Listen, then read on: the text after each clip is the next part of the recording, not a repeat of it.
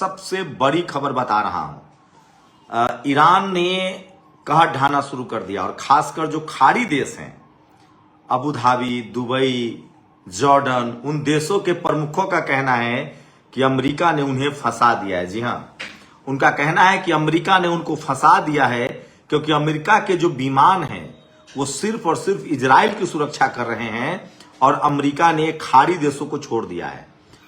आज दुबई के सबसे बड़े रिफाइनरी पर बड़ा हमला हुआ है।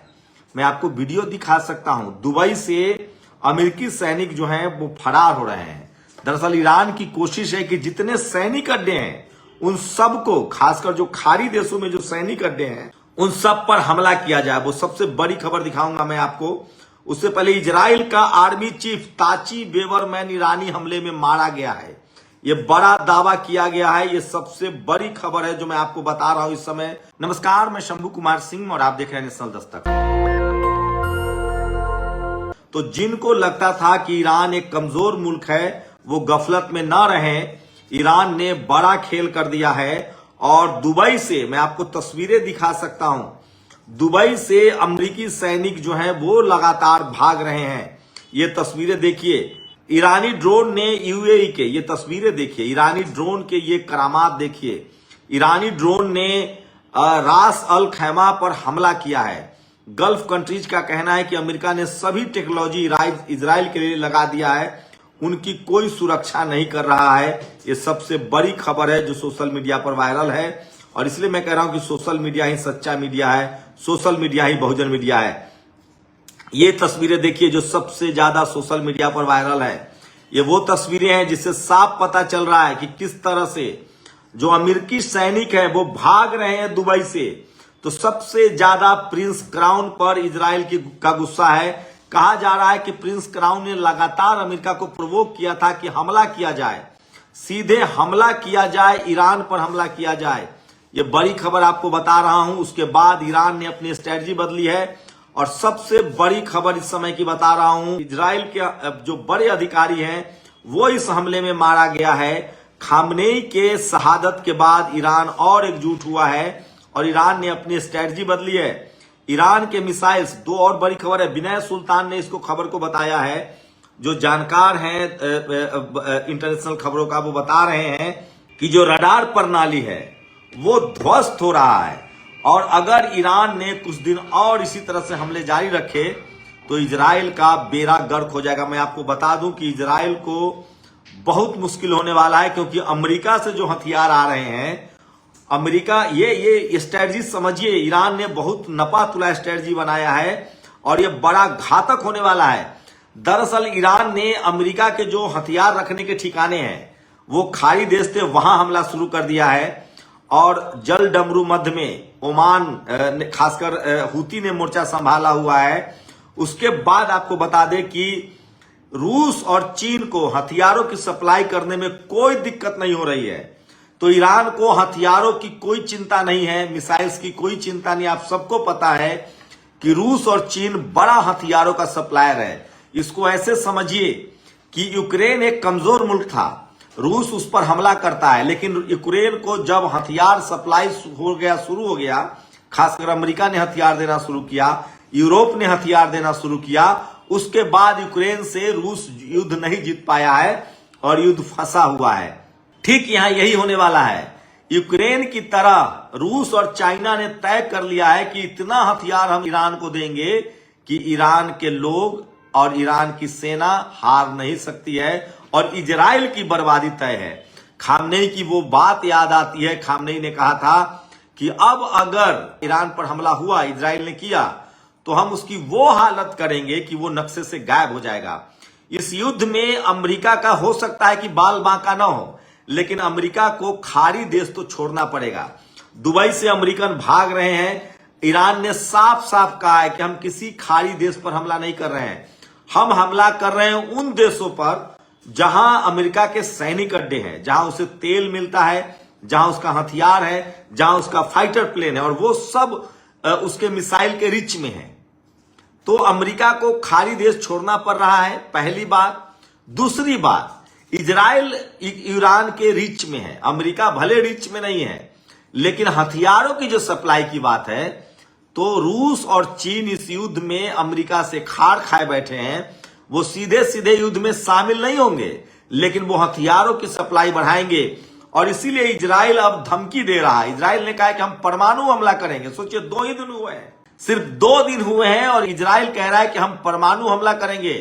बेंजामिन नेतन्याहू इतने डरे हुए हैं कि वो जर्मनी चले गए हैं। उनको अपने ही इजराइल पर भरोसा नहीं है, इजराइल के सैनिकों पर भरोसा नहीं है और वो जर्मनी चले गए हैं। इससे साफ मतलब है, इन सब बातों के बावजूद खामनेई को पता था कि उन पर मिसाइल आ सकता है। अमेरिका के पास मिसाइल है, इजराइल के पास मिसाइल है, लेकिन खामनेई ने अपना मुल्क नहीं छोड़ा, बंकर में नहीं घुसे। वो लगातार अपने मिलिट्री आर्मी के साथ बातचीत कर रहे थे। नतीजा खामनेई की शहादत होती है, मारे जाते हैं और उसी के बाद पूरे ईरान में हालात बदल गए हैं। कल तक 20% लोग जो खामनेई से सहमत नहीं थे, वो भी अब पूरी तरह से ईरान के साथ खड़े हैं। और अब डेथ टू अमेरिका, ये बड़ा नारा चल रहा है। डेथ टू अमेरिका, ये बड़ा नारा चल रहा है। अभी की बड़ी खबर बता रहा हूं, दुबई के बड़े बड़े इलाकों पर ईरान के मिसाइल्स गिर रहे हैं। कतर में गिर रहे हैं, जॉर्डन में गिर रहे हैं, अबू धाबी में गिर रहे हैं। इन तमाम देश जहां अमेरिकी बेस है, 9 ऐसे देश हैं खाड़ी देशों में, मुस्लिम कंट्री हैं, जहां अमेरिका के बेस है। ईरान ने साफ कर दिया है कि हम किसी नागरिक पर हमला नहीं कर रहे हैं, हम हमला कर रहे हैं उन ठिकानों पर जहां अमेरिका का अड्डा है, चाहे वो सैनिक अड्डा है, चाहे तेल की रिफ्यूलिंग होती है, चाहे उनका फाइटर प्लेन है, उन जगहों पर वो हमला कर रहा है। और ईरान के हमले से खाड़ी देश के लोगों को अब समझ में आने लगा है कि अमेरिका ने उनको फंसा दिया है। अब उनको लग रहा है कि इजराइल की सिर्फ सुरक्षा की जा रही है, जो F-2020 रैप्टर, उससे सिर्फ और सिर्फ इजराइल को सुरक्षित किया जा रहा है। अमेरिका अपने युद्धपोत को सुरक्षित कर रहा है, लेकिन वो अब खाड़ी देशों को सुरक्षित नहीं कर पा रहा है और ये युद्ध बड़ा विनाशक होगा। सोचिए, तो युद्ध में, युद्ध की चर्चा वही लोग ज्यादा करते हैं, युद्ध होना चाहिए वही बोलते हैं जिनके घर का कोई सैनिक नहीं होता है। अभी बहुत सारे लोग हैं जो इस तरह की बातें लिख रहे हैं। मैं फिर कह रहा हूं, ये भयानक युद्ध होने जा रहा है और इस युद्ध में खाड़ी देश फंस गए हैं। भारत के लिहाज से बात करें तो बहुत नुकसान हो रहा है। ज्यादातर भारतीय खाड़ी देशों में काम करते हैं, वहां उनको नुकसान हो रहा है। तेल की कीमतें बढ़ेंगी और ईरान को तबाह करने के चक्कर में अमेरिका और इजराइल ने दुनिया के जो मिडिल क्लास लोग हैं उनको तबाह करने का ठेका एकदम तय कर लिया है। ईरान पर हमले से तेल की कीमतें बढ़ेंगी। जल डमरूमद और हॉर्मुज मार्ग जो है, अगर वो ईरान बंद कर देता है तो तेल की कीमतें आसमान छूने लगेंगी।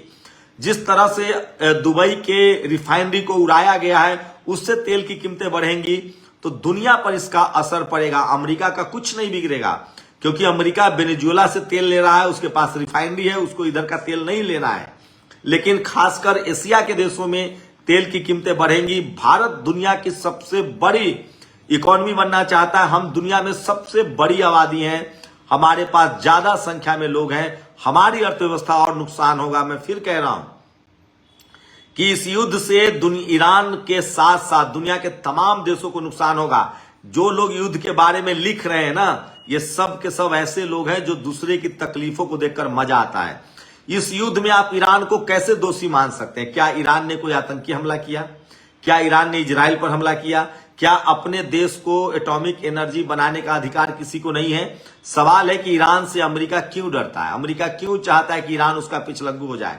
मैं बता रहा हूं, पूरे खाड़ी देशों की बात करें, मिडिल ईस्ट की बात करें, तो जितने मुस्लिम कंट्री हैं, ईरान छोड़ के सब उसका पिछलग्गू था।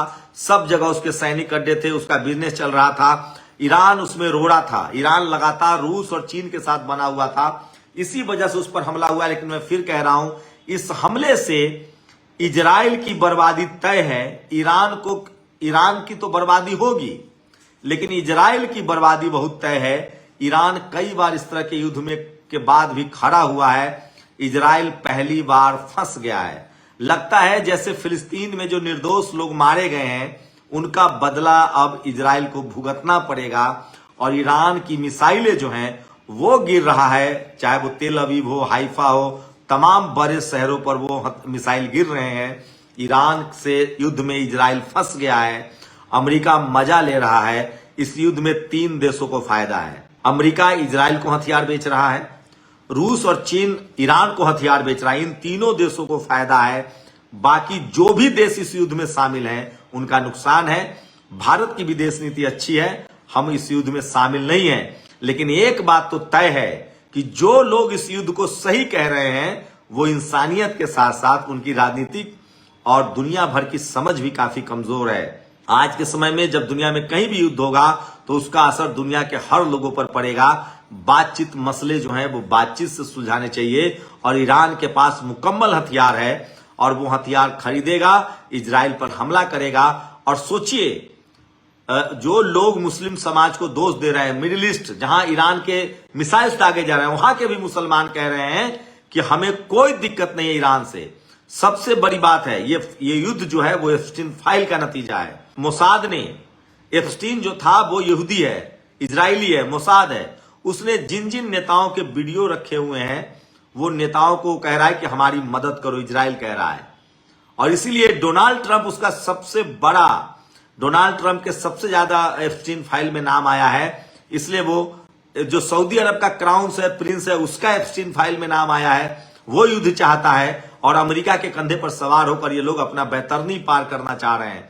इसलिए ये युद्ध हुआ है और ईरान एक बहाना है, लेकिन इससे बड़ा नुकसान हो रहा है। ईरान ने लगभग तय कर लिया है कि वो अब झुकेगा नहीं। ईरान के विदेश मंत्री ने साफ कहा है कि अब अमेरिका से कोई बातचीत नहीं होगी। शुरुआत अमेरिका और इजराइल ने किया है, खत्म ईरान करेगा। खामनेई की शहादत के बाद ईरान अपने पैरों पर खड़ा हो गया है और हवाई हमले में भी अब ईरान किसी से पीछे नहीं है। उसके पास भरपूर मात्रा में मिसाइल्स है। रूस और चीन उसको बैकअप दे रहा है और अमेरिका लंबे समय तक इजराइल को बैकअप नहीं दे पाएगा, क्योंकि अमेरिका को 7 समंदर पार से जो बंगाल की खाड़ी है वहां अपने युद्धपोत तैनात करने पड़ रहे हैं, प्रशांत महासागर में तैनात करने पड़ रहे हैं, जल डमरू मध्य में तैनात करने पड़ रहे हैं, लाल सागर में। इजराइल के साथ लंबे समय तक अमेरिका नहीं बना रह सकता है। लेकिन सबसे ज्यादा इसमें पीस रहे हैं खाड़ी देश, जिनको अमेरिका ने उकसाया था और उनको लगता था कि ईरान उन पर हमला नहीं करेगा। अब यह हो सकता है कि खाड़ी देश मिलकर ईरान पर हमला करे, लेकिन ईरान इसके लिए तैयार है और ये युद्ध लंबा चलेगा और दुनिया के जो मिडिल क्लास के लोग हैं, जो गरीब लोग हैं, उनकी जिंदगी और मुश्किल होगी। ये आप समझ लीजिए। भारत की विदेश नीति के लिहाज से बात करें तो ठीक है, हम न किसी के साथ हैं न किसी के खिलाफ हैं, हमें अपना पक्ष देखना चाहिए। शुक्रिया। दस्तक की आपसे गुजारिश है कि अगर इसको बचाना चाहते हैं तो नेशनल दस्तक को सब्सक्राइब करने के लिए रेड कलर के सब्सक्राइब बटन को दबाएं, फिर बेल आइकन की घंटी दबाएं। नेशनल दस्तक को बचाने के लिए बहुत जरूरी है कि हर खबर को शेयर करें, लाइक करें, कमेंट जरूर करें।